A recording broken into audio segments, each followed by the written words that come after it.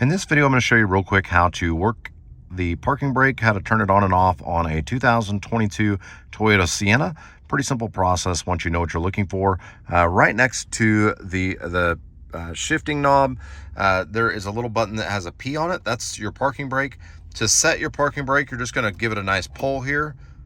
You'll hear a little noise, and then you'll notice that the light turns on red.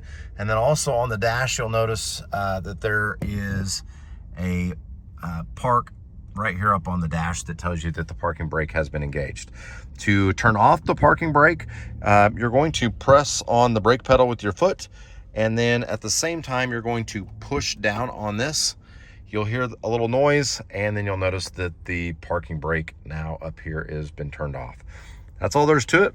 Pretty simple process. If you thought this video was helpful, please give it a like, comment with any comments, and subscribe to help us make more videos just like this. Thanks for watching.